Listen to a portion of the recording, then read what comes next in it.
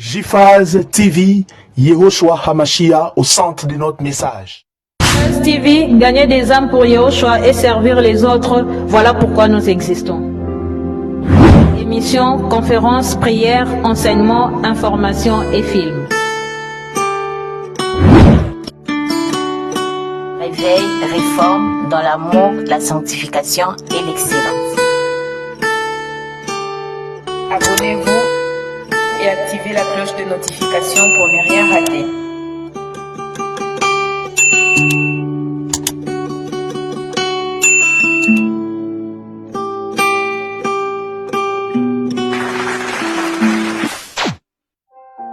Surnaturel est le naturel pour toi, mon Dieu. Nous le voulons en ce lieu. Surnaturel est le naturel pour toi, mon Dieu. Nous le voulons en ce lieu. Surnaturel est le naturel pour toi, mon Dieu. Nous le voulons en ce lieu. Surnaturel est le naturel pour toi, mon Dieu. Nous le voulons en ce lieu. Et surnaturel est le naturel pour toi, mon Dieu. Nous le voulons en ce lieu. Surnaturel est le naturel pour toi, mon Dieu. Et nous le voulons en ce lieu. Que ton onction descende sur moi. Et ça descend. Que ton onction descende sur moi. Que ton onction descende sur nous. Que ton onction descende.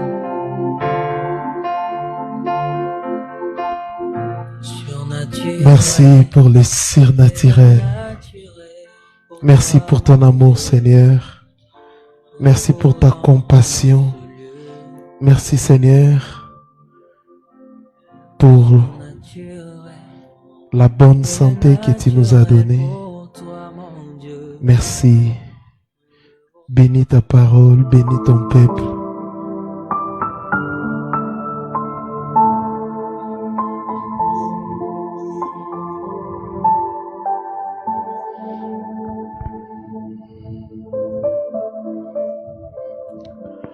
Je vous salue au nom précieux de notre Adonai Yehoshua Hamashia, le véritable Elohim. Bienvenue dans notre réunion d'enseignement et d'études bibliques. JPhase, enseigne-moi.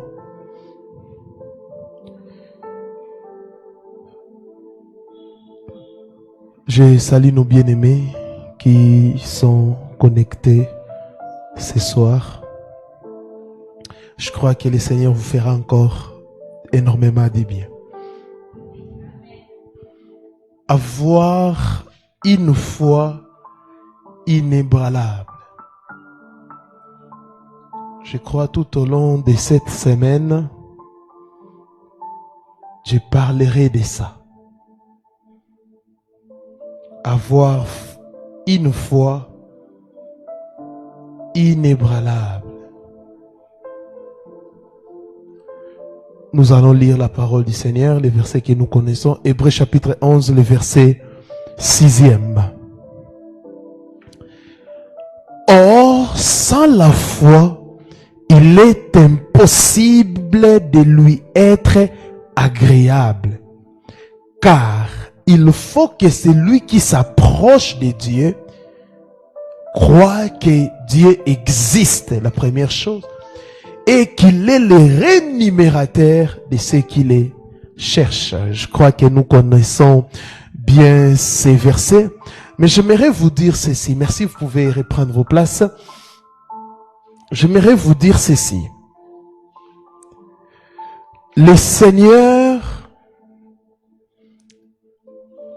m'a dit d'enseigner cette semaine sur ça. Pourquoi? Premièrement, parce que plusieurs enfants de Dieu sont en train, ils n'ont pas une foi plutôt stable. Quand ils sont dans la joie, vous allez entendre, vous allez voir comment les gens se comportent. Là, ce n'est pas la foi. Là, on peut dire ce sont des... Je sais même pas comment qualifier ça. Là, ce sont des sensations. Amen. Mais, avoir la foi quand tout va mal,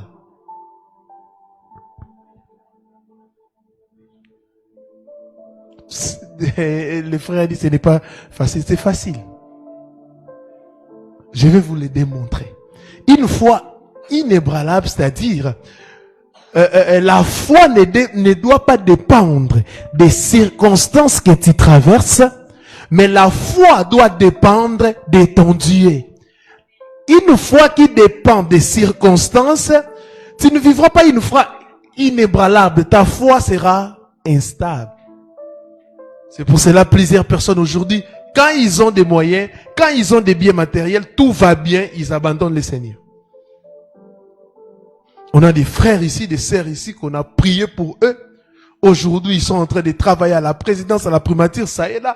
Ils n'ont plus le temps pour le Seigneur. Oui, vous ne pouvez pas venir, mais vous pouvez nous suivre quand même en ligne. Vous pouvez aussi évangéliser dans ces milliers. Vous allez voir, quand ils auront des problèmes, ils viendront. Ils reviendront maintenant.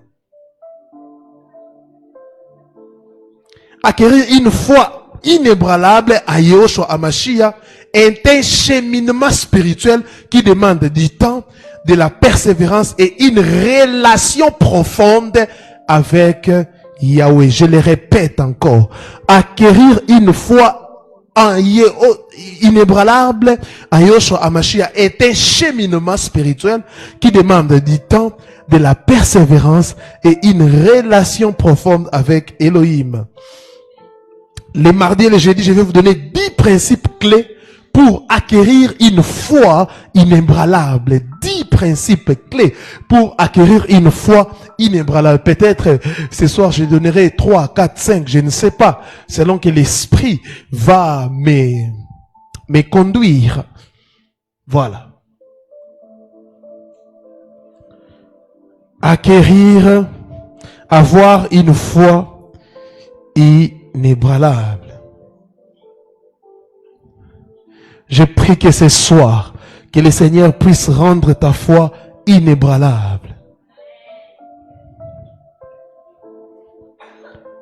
Le premier principe, pour acquérir une foi inébranlable, qu'est-ce qu'il faut faire? La prière régulière et authentique. Plusieurs vont dire, pasteur, nous connaissons déjà cela, mais est-ce que ta prière est authentique?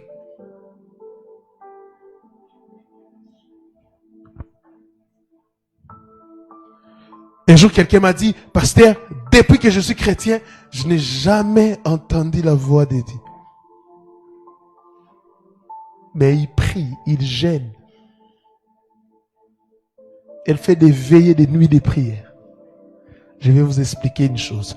La Bible dit dans Matthieu 21, verset 22e, je vous l'ai dit, tout ce que vous demanderez avec foi par la prière, vous les recevrez.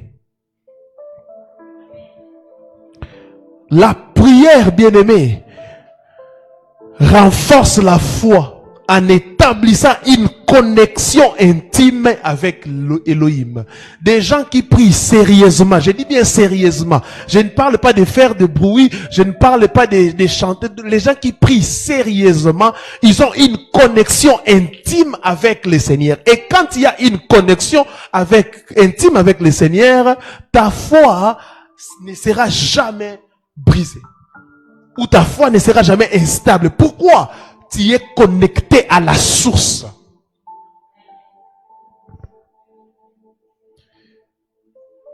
Et la prière, elle permet d'exprimer nos désirs et nos préoccupations, tout en cultivant la confiance en sa sagesse.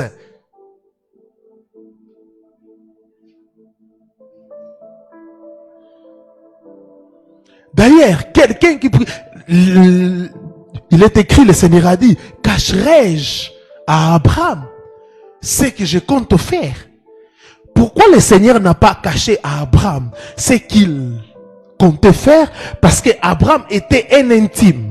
Quand vous êtes intime, le Seigneur ne vous cachera pas des choses. Il vous dira et il va vous révéler même des choses cachées. C'est pour cela, les hommes et les femmes de prière ne sont pas surpris par des événements. Ils ne sont pas surpris. Ils ne sont pas surpris. Car dans leur tête, ils savent que toute chose concourt au bien de ceux qui aiment Dieu. Ils savent que telle situation, c'est le Seigneur qui a permis que je puisse passer dans telle situation. C'est comme quelqu'un qui travaille à la régie des eaux. Il connaîtra les programmes. Est-ce qu'il sera surpris par des coupures d'eau? Jamais. Mais c'est ça le problème. Vous priez, mais vous priez mal. Vous priez comment? Le Seigneur n'est pas dans le passé ou dans la Bible.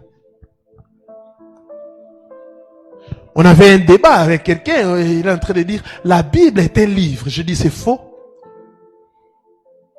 La Bible n'est pas un livre. Oh non, non, il faisait beaucoup de bruit. J'ai dit, attends. La Bible, c'est un support dans lequel sont rangés plusieurs livres. La Bible est une bibliothèque.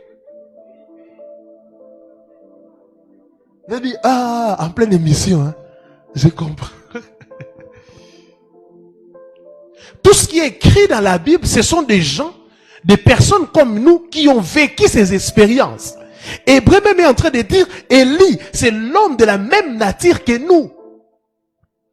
Donc, arrêtez cette vie chrétienne de lire, oh, le Dieu d'Abraham, d'Isaac et de Jacob, le Dieu d'Élie. Non, bien-aimé, tu peux vivre une expérience extraordinaire avec le Seigneur.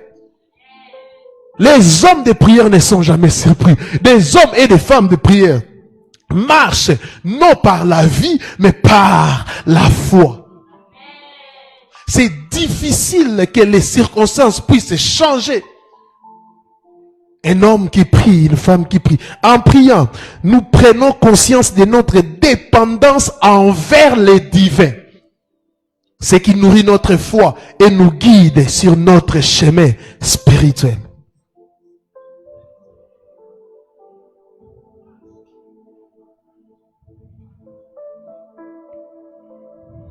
Voilà. Amen. La prière nourrit notre foi. La prière nous guide sur notre chemin spirituel. Un homme qui ne prie pas, une femme qui ne prie pas, il perdra sa foi. Pour avoir une foi inébranlable, il faut la prière, mais une prière aussi authentique. Parce que plusieurs personnes ne font que du bruit.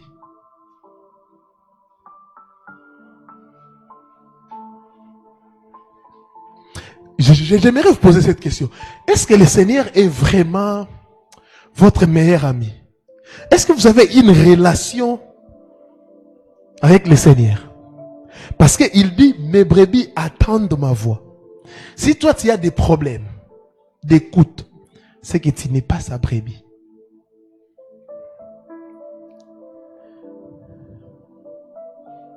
C'est pour cela, dès le départ, le Seigneur nous disait, vous n'êtes pas une religion ou une dénomination.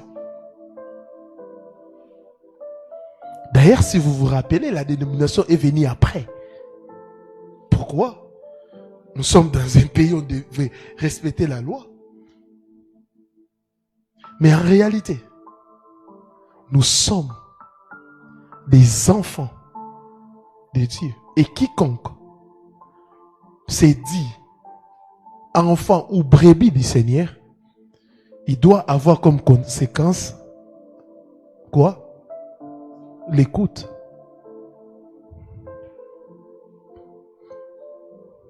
Mais beaucoup de gens monologuent.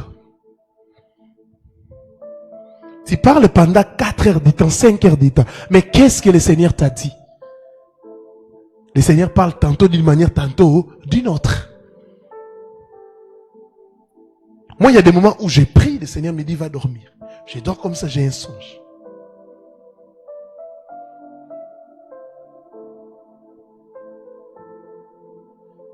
Et j'ai fait même un songe cette nuit. Et quand je me suis réveillé, j'ai senti tout ce que j'ai ressenti dans les songes. Les matins, je commençais à sentir ça. J'ai prié même à la maison, je priais après, je suis allé au travail, j'ai profité pour un temps pour prier. Il parle tantôt d'une manière, tantôt d'une autre. Les problèmes avec vous, vous voulez que le Seigneur puisse vous parler de la même manière qu'il parle au pasteur Chatrac. Non. D'autres personnes doivent écouter une voix audible, d'autres personnes des convictions, d'autres personnes des visions, d'autres personnes des songes. Vous voyez? Mais vous devez détecter la manière dont Yahweh vous parle. Parce que c'est ça les secrets. C'est ça les secrets. Vous devez découvrir la manière dont c'est ça une prière authentique. Une prière authentique, c'est une prière où l'émetteur parle, les récepteurs aussi reçoivent et vice versa. Ils peuvent changer de rôle. Et au premier graduat, à l'Université catholique du Congo, en communication, il y avait un cours avec le professeur Boudimba Niyambo. On disait ceci, les schémas d'une communication. Les points A, on mettait l'émetteur et les points B, les récepteurs. Vous voyez? Mais le schéma a évolué quand on a eu les médias. Quel support ces gens-là utilisent? Au milieu, on met les médias, médiums. Vous qui êtes en ligne, vous ne pouvez pas voir ça. Bon, mais je suis en train d'expliquer. Au moins, vous avez une idée. Les médias, médiums. Maintenant, pour nous les chrétiens, les médiums, c'est quoi? C'est la prière. Et on disait ceci. L'émetteur peut devenir aussi le récepteur et vice versa. Donc, à un moment donné, c'est lui qui émettait. Il va faire quoi? Il va arrêter d'émettre pour maintenant recevoir. C'est pour cela que vous avez ces schémas à amener beaucoup comment je peux dire, des révolutions. Parce que c'est avec ces schémas qu'on avait des phonies. À l'écoute, à l'autre. Ils disent, à l'époque, c'était vraiment difficile, mais maintenant tu peux prendre ton téléphone et téléphoner. À l'époque, il faut s'enregistrer et aller dire, allô, à l'écoute, vous dites quoi là-bas? Après, à l'écoute, je viendrai à Kinshasa tel jour. Ou à l'écoute, c'est ça, des échanges. Et dans la prière, nous devons fonctionner aussi de cette manière. Comment tu peux être dans la présence du Seigneur, sortir sans une révélation précise? La prière authentique. Cher Saint-Esprit, fais de nous des hommes et des femmes de prière.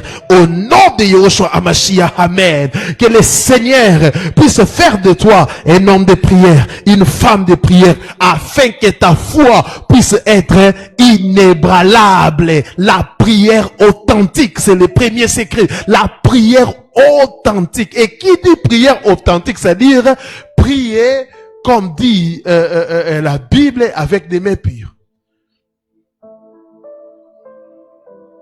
Mais beaucoup prient avec du sang. Vos mains sont remplies de sang. C'est pour cela quand j'entends les gens dire que 90% de la population prie. À Kinshasa, on prie beaucoup. Mais on prie au Congo, on prie beaucoup. Je dis, on prie beaucoup où? Est-ce que les gens prient? Quels sont les critères pour que ta prière puisse être authentique? La première chose, tu es en train de prier qui? C'est ça. La première chose, c'est qui tu pries. Là, on va enlever plusieurs personnes. Parce que les gens qui n'ont pas Yehoshua Amashia comme Elohim, comme Dieu, ces gens-là ne prient pas. Deuxième critère. Qu'est-ce que le Seigneur dit? C'est la sainteté. Mais aujourd'hui, parce que on a une église faible, remplie de personnes orgueillées, des marchands du temple, ils sont là pour leur ventre. Ces gens-là vous manipulent. Pourquoi je dis ça? Vous allez voir quelqu'un, on appelle ça deuxième bureau, quelqu'un qui est deuxième bureau. Il vient chercher un homme, soi-disant de Dieu. On a pris que Dieu puisse tuer la première bureau et je vais te donner de l'argent. Vous voyez de telles prières. Même si vous priez pendant 10 ans, 100 ans, c'est une prière parce que la Bible dit vous priez, vous ne recevez pas parce que vous demandez mal. Dans le but de satisfaire. Vous voyez? Elohim écoute nos prières, mais il n'exauce pas certaines prières. Vous devez les retenir. Avoir une foi inébranlable, vous devez beaucoup prier et une prière authentique. Deuxièmement, deuxième secret, étude approfondie des Écritures. Étude approfondie des Écritures. Romains chapitre 10, le verset 17e. Romains chapitre 10, le verset 17e. La foi vient de ce qu'on entend. Et ce qu'on entend vient de la parole de Christ. Beaucoup de gens commettent cette erreur. Ce qu'on entend vient de la parole de Dieu. Non? Vous savez, vous devez lire la parole. Ne retenez pas ce qu'on vous dit. Je prépare même un enseignement sur tout ce les faussetés qu'on vous a dit sur la Bible. Oh Dieu, il est le mari des veuves. C'est écrit où? Il est le père des orphelins, le défenseur des veuves. Mais tu as écouté quelqu'un dans un taxi des 107 en train de dire qu'il est le mari de veuve. Et toi, tu as pris ça, tu penses que c'est un verset biblique. On vous a menti que quand Noé avait envoyé le corbeau avait fui. C'est écrit où? Vous avez crié à ça, toi, vous tous ici, vous avez crié à toi, à ça? C'est écrit où? Oh, la colombe était, le corbeau avait fui. C'est écrit où? C'est écrit où? Bon, attendez, mais il y a des gens qui disent, oh, vous n'avez jamais lu ça. Mais vous avez entendu quelqu'un le dire. On va les lire. On va chercher cette écriture. Attendez. Bon, ça, on va les chercher. Donc, c'est un enseignement que je prépare, hein.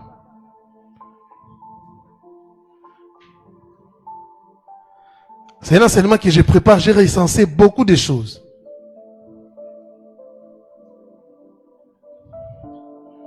On chantait ces prières des fois. Vous allez entendre un pasteur se dire ça. C'est écrit où? C'est écrit où? Bien aimé, la Bible dit chantez ces prières des fois. On va chanter. C'est écrit dans quelle Bible? Vous aussi cherchez là-bas l'histoire des...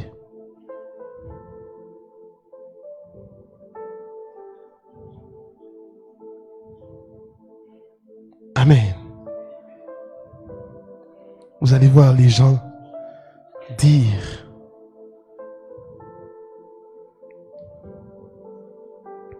Donc, on prend Genèse, chapitre 5. Ça commence au chapitre 5e. Moi, ici, j'ai la version... Ok. Et qu'est-ce que j'ai dit? Genèse, chapitre 5.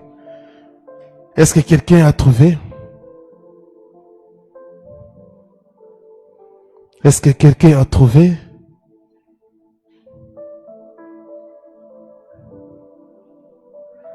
Genèse 8, 7e verset. Écoutez ce que la Bible dit. Au bout de 40 jours, Noé ouvrit la fenêtre qu'il avait faite à l'arche. Donc Noé n'est pas sorti les 40e jour, parce qu'il y a des prédicateurs comme ça. Après 40 jours, Noé est sorti. Non. Il ouvrit la fenêtre. Il lâcha les corbeaux qui sortit, partant et revenant. Écoutez ça, partant et revenant. Mais toi, tu enseignes aux gens qu'il était parti. Oh, les corbeaux, fui. Les corbeaux, c'est les malheurs, c'est les diables. Et vous devez lire les logos. Partant et revenant. Amen, hein? Partant et revenant.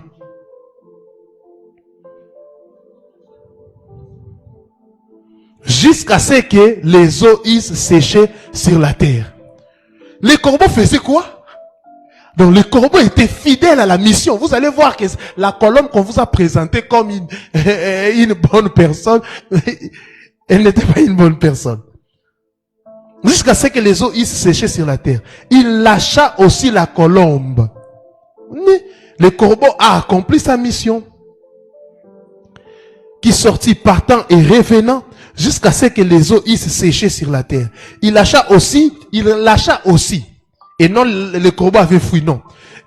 Il lâcha aussi la colombe pour voir si les eaux avaient diminué à la surface de la terre.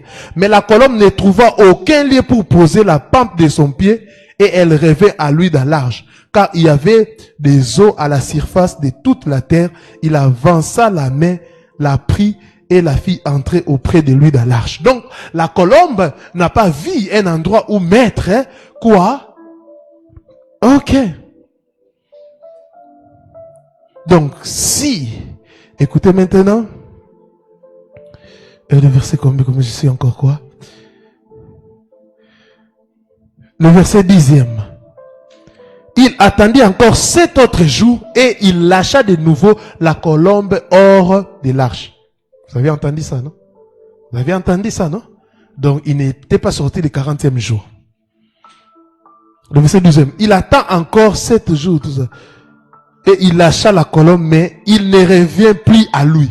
Voilà. Qui avait fui? La colombe. Qui avait fui? Il n'est plus revenu. Pourquoi? Parce qu'il avait trouvé un endroit où mettre ses... Voilà. Là, si les premiers mois, les premiers jours de mois, les eaux avaient séché sur la terre, Noé ôta la couverture de l'arche et il regarda. Voici la séquence, les secondes. Vous voyez, il y a tant de choses que j'ai identifiées comme ça, où on vous a menti. Amen, hein? Où on vous a menti en disant que telle chose, telle chose, telle chose. C'est pour cela, bien aimé, il faut lire toi-même ta Bible. Amen, hein? Pour le mieux comprendre. Vous avez compris aujourd'hui l'histoire, hein? Chers parents, les gens qui enseignent à l'école, tous, arrêtez de répéter des bêtises aux enfants. Parce que c'est depuis l'enfance qu'on vous disait ça. Les corbeaux fui. Les corbeaux partaient et revenaient. C'est la colombe qui a fui. Vous voyez, ce sont des petites choses comme ça qui amènent les gens dans des fausses révélations. Parce que quelqu'un qui dans sa tête ici que les corbeaux a fui, commence à dire les corbeaux c'est les diables. Quand quelqu'un te dit les corbeaux ceci, il crée des révélations sur une fausseté. Étude approfondie des Écritures.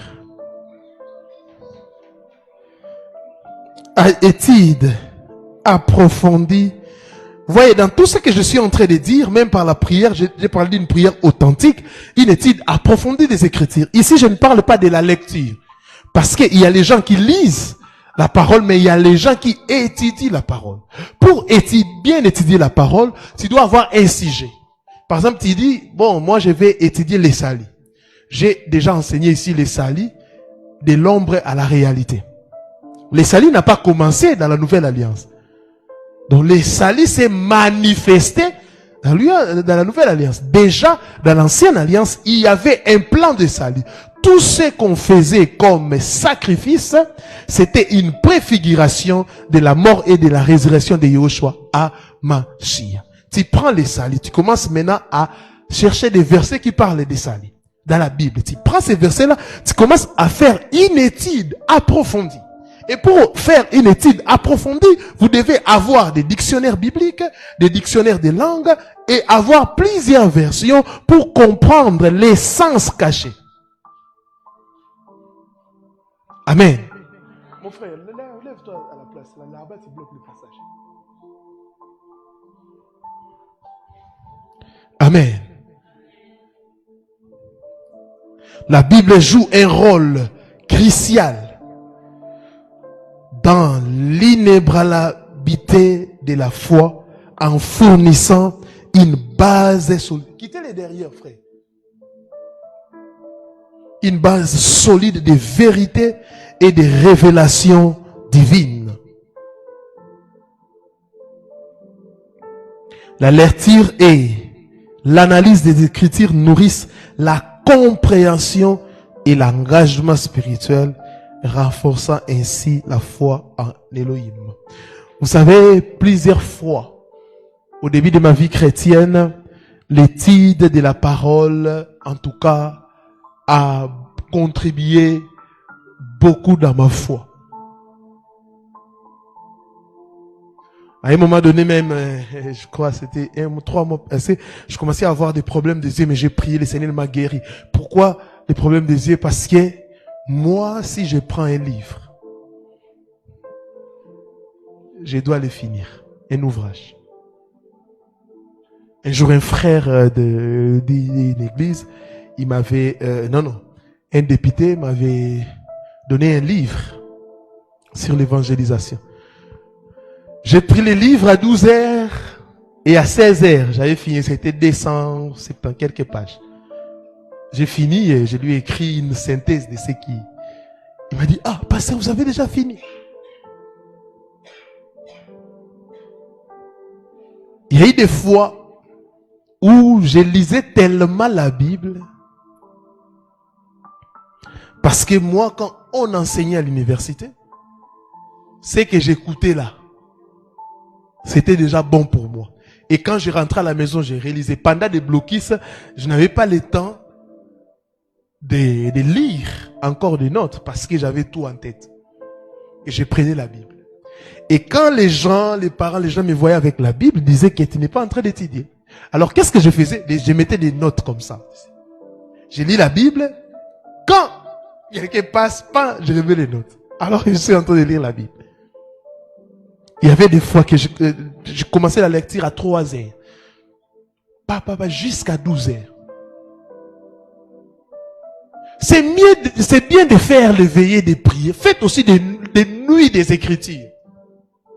Quand vous priez beaucoup et vous ne lisez pas trop la Bible, c'est un déséquilibre. Et quand aussi vous lisez beaucoup, vous ne priez pas beaucoup, un déséquilibre. C'est pour cela que nous avons les églises déséquilibrées. Il y a des églises où la prière, non. On enseigne. Nous sommes des docteurs, on doit enseigner. Enseigner, ça, la puissance du Saint-Esprit, c'est de la religion.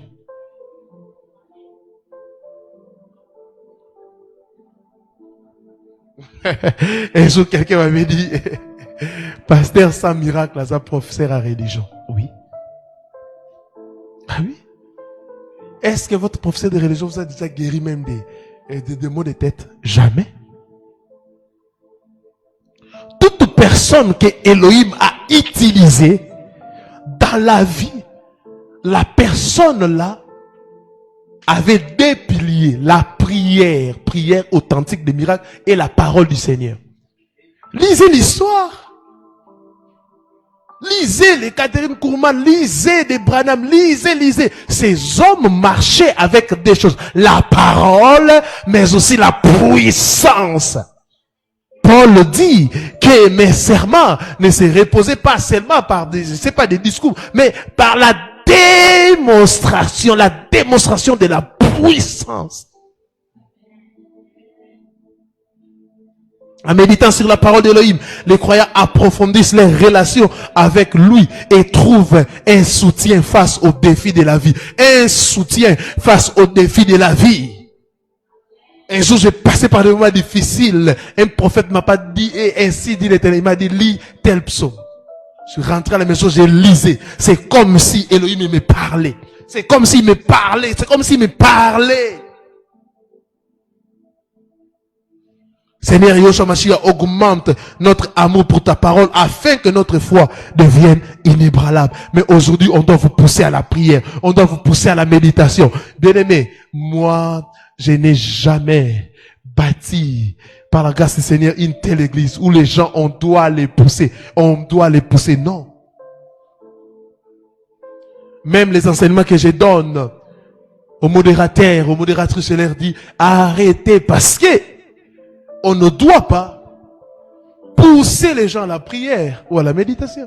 On enseigne. Vous savez, si quelqu'un est rempli de l'esprit, les choses couleront.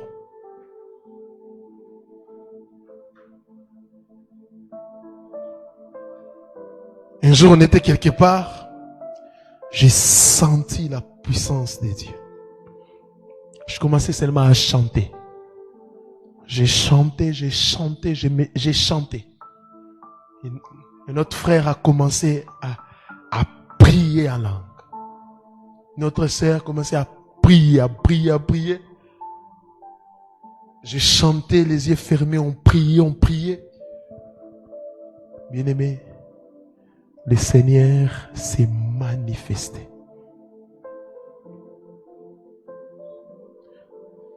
On priait. J'ai vu une maman venir avec son enfant pour qu'on puisse prier pour lui. J'ai dit à la maman, dépose seulement l'enfant. Ici, c'est le Saint-Esprit qui conduit. Personne ne touchera l'enfant. Toi, prie. On priait. À un moment donné, je suis tombé en extase.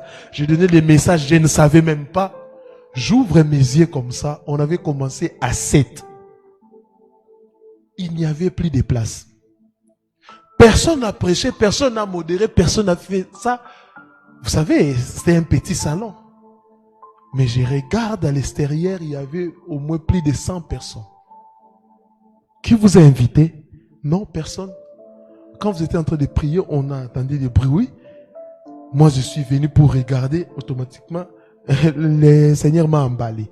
Et telle personne, je dis, si on écoute les histoires ici, on risque de dormir aussi. Venez demain, on va encore.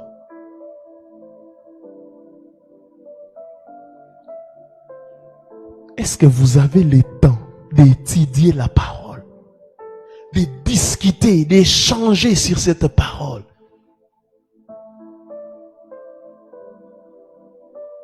C'est pour cela, aujourd'hui, on a des chrétiens faibles.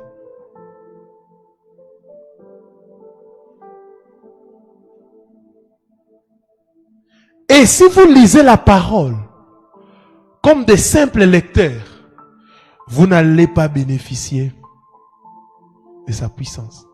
Je vois des gens réciter, l'Éternel est mon berger, je ne manquerai de rien. Mais, quand il manque, il commence à s'inquiéter. La parole que vous lisez, c'est la vie. Le Seigneur dit, ne vous inquiétez de rien. Mais ça me fait mal, il y a des chrétiens qui sont tristes parce qu'ils n'ont pas les mariages, parce qu'ils n'ont pas de visa, parce qu'ils n'ont pas telle ou telle chose. Qui vous a... Le Seigneur dit, ce sont des païens qui cherchent ces choses. Mais vous, votre Père sait de quoi vous avez besoin. C'est que vous lisez la parole, c'est devenu comme de la récitation.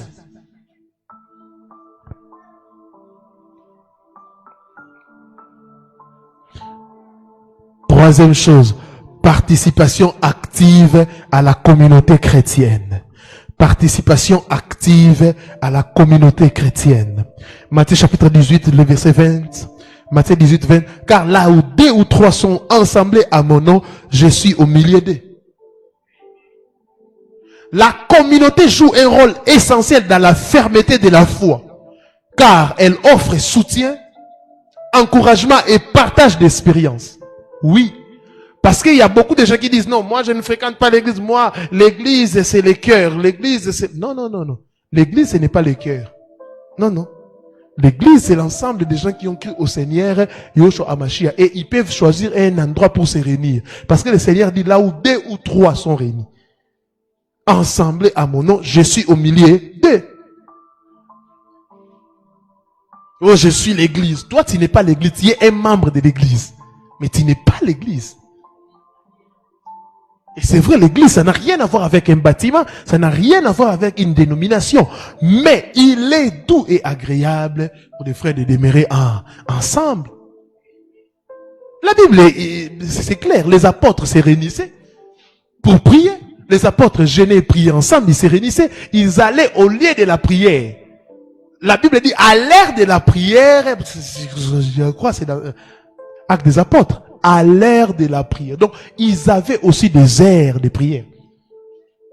Mais toi, avec ton orgueil, tu ne veux pas participer activement à la communauté chrétienne. Se rassembler avec d'autres croyants renforce la motivation spirituelle et aide à surmonter les doutes.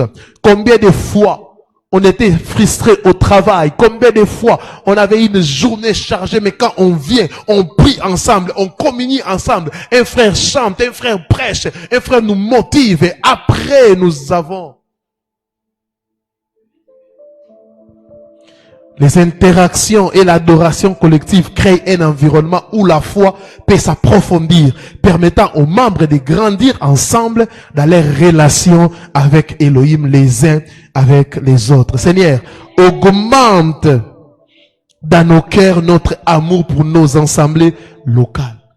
C'est toujours bien de se réunir comme ça. C'est toujours mieux de se réunir comme ça. Alléluia.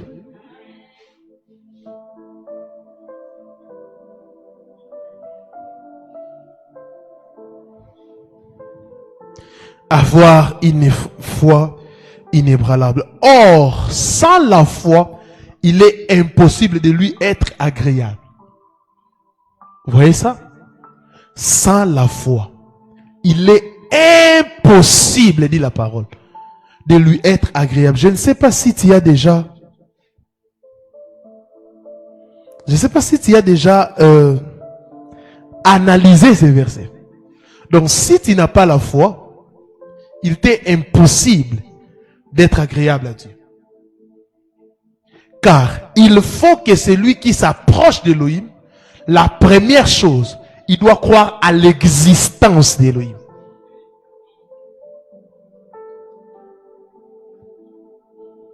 Un jour avant de commencer un enseignement, je posais des questions aux gens. Prouve d'une manière personnelle que Elohim existe. Parce que Elohim est esprit. Il s'est manifesté, il a pris la chair à la personne de Yeshua HaMashiach. Et il a travaillé, il a bâti son église. Il n'est plus là physiquement. Mais nous croyons qu'il est avec nous spirituellement. Prouvé. La plupart des réponses que j'ai recevées, ça m'avait fait mal. Non, je crois parce que la Bible dit. Je crois parce que non. Prouvez personnellement. Personnellement. Plusieurs n'ont pas une relation personnelle avec le Seigneur. Ils n'ont pas des choses à dire sur le Seigneur. Qu'est-ce que le Seigneur a fait? Ils sont comme des gens qui suivent. Ils sont comme des moutons.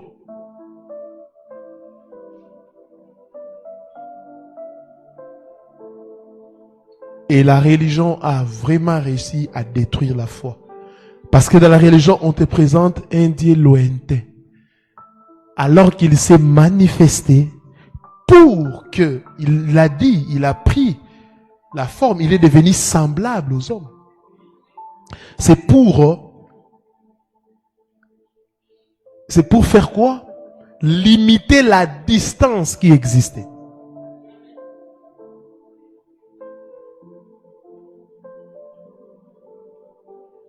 Vous voyez, même dans la religion, on vous fait réciter le Notre Père, on pense qu'il est là-bas aussi. Notre Père qui est aux cieux. Je crois que j'ai déjà enseigné sur les cieux. J'ai enseigné ça. Allez sur YouTube, cherchez ça. Quand vous prenez les fusées, vous allez là-bas, vous allez voir qui? Dieu est là-bas. Quand on parle de cieux, on parle de quoi?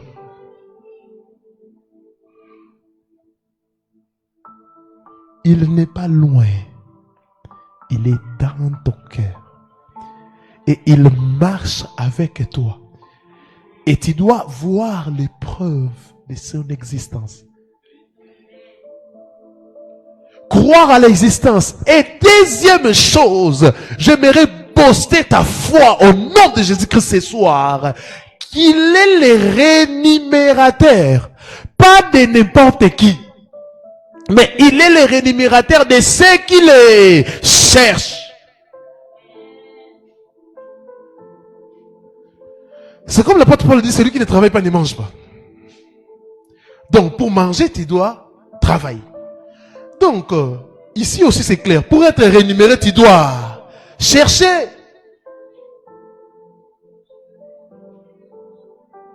Le Seigneur, il est le rémunérateur. C'est pour cela ce soir, je vous invite à avoir une foi inébranlable. Que votre foi ne puisse pas changer par rapport aux circonstances, mais que votre foi puisse demeurer ferme. L'apôtre Paul le dit, j'ai appris, c'est pour cela que j'ai parlé aussi du processus, à vivre dans l'abondance et dans la disette. Vous voyez ça? En d'autres termes, tout ce que je peux vivre, ça ne peut jamais m'éloigner de celui qui m'a sauvé. C'est ça. Peu importe les difficultés, peu importe, ma foi est stable. Mais toi, moindre changement, tu as peur.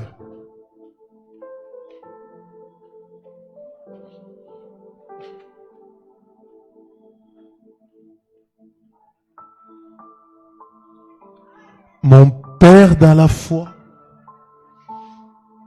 un jour il m'a dit, Shadrach, nous devons vivre et avoir une foi stable. Il m'a dit, nous étions dans un avion et on sentait déjà qu'il y avait des choses. Et tout le monde était paniqué. Et on voyait l'attitude même de...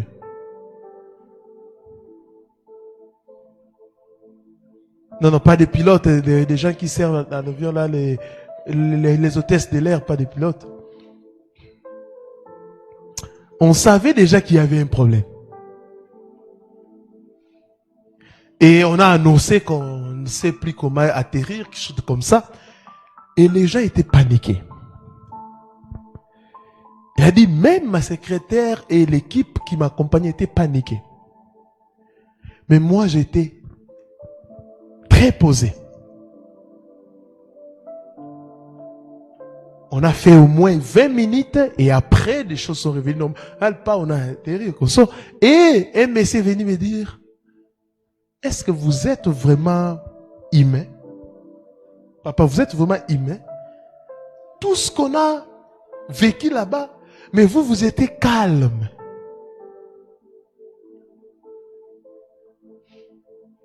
Il m'a dit, fils, il a dit, fils, je sais une chose, que ce n'était pas encore mon temps. Même si on avait eu un problème, moi je n'allais jamais mourir.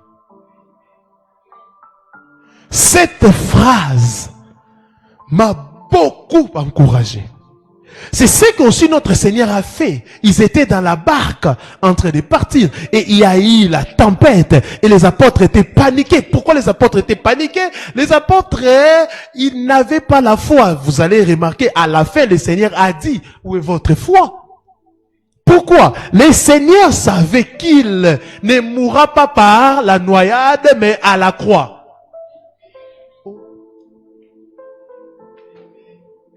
Ce n'est pas le lieu de ma mort. Comment je vais paniquer? Il dormait tranquillement. Tu paniques trop dans ta vie parce que tu ne maîtrises pas ta destinée. Tu paniques trop dans ta vie parce que tu ne connais pas ta destinée. C'est le moindre problème. Et au nom de Jésus. Marchez avec assurance. Marchez avec assurance. Il a marché, il a opéré le miracle. Mais les jours où il a commencé à sentir sa mort, les jours où il est temps, il a commencé à se préparer. Tu n'as pas la foi parce que tu ne maîtrises pas ta destinée. Tu n'as pas la foi parce que tu ne connais pas ce que Yahweh a prévu de faire dans ta vie. On m'avait envoyé une image où quelqu'un a travaillé, il a creusé le trou. Il a creusé des mètres et des mètres, des kilomètres et des kilomètres. Il restait seulement 2 mètres. S'il creuse, il y a les diamants là-bas, mais il a abandonné. Il est rentré. Comment voyez ça? Je dis, c'est la vie de plusieurs chrétiens. Au moment de la visitation, ils ne sont pas dans les lieux de la visitation. Au moment de la visitation, ils ont abandonné. Au moment de la visitation, ils ont des excuses. Ils ne sont plus là. Comment le Seigneur va te visiter? Si tu connaissais ton avenir, tu n'allais pas vivre comme tu vis. Comme ça. Je vous avais dit ça même pour le choix de conjoint. Quand tu ne connais pas ta destinée, ne choisis pas. Parce que quand ta destinée changera, tu risques d'abandonner cette femme, tu risques d'abandonner cet homme. Beaucoup de femmes devraient percer dans leur vie, travailler, devenir ministres et consorts, mais comme ils ignorent cela, ils se sont mariés avec des hommes qui disent, non, la femme ne doit pas travailler. La femme, c'est la cuisine, la femme. Tu tues ta destinée, et les jours que ta destinée va te réclamer dans les mariages, tu feras quoi? Des tensions. Tu ne travailles pas, tu ne fais pas. Frère, tu choisis une femme par rapport à ta situation actuelle. Tu dis non, je choisis telle femme. Mais quand dans les mariages, Elohim va t'élever, tu vois maintenant c'est incompatible. Moi maintenant avec telle personne. C'est pour cela aujourd'hui, plusieurs hommes de Dieu escrocs, ils ont abandonné leurs femmes. En disant, elle n'a plus mon niveau. Mais si toi tu connaissais ton niveau, tu allais choisir selon ton niveau. C'est pour cela plusieurs cachent même leurs femmes. Si un ami comme ça, il cachait sa femme. On discute avec lui en français, on parle pas. Mais un jour, subitement, je débarque dans la maison comme ça, avec sa femme. Je parle comme ça. La femme, la façon dont elle me répond. Elle commence à parler de sa langue maternelle. Elle commence. Bon.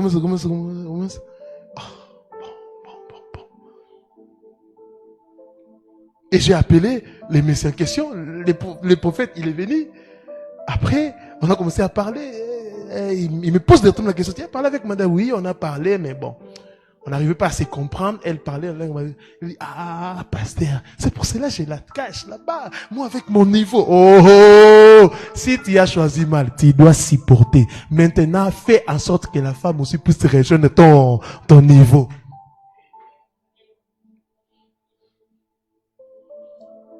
Choisissez selon votre destinée.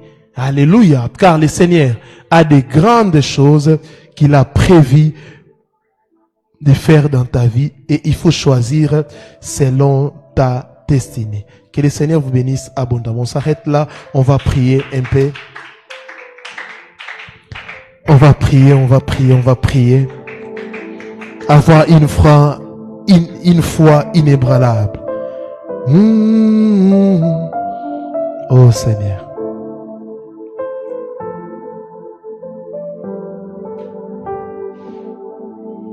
Élevons nos voix et prions.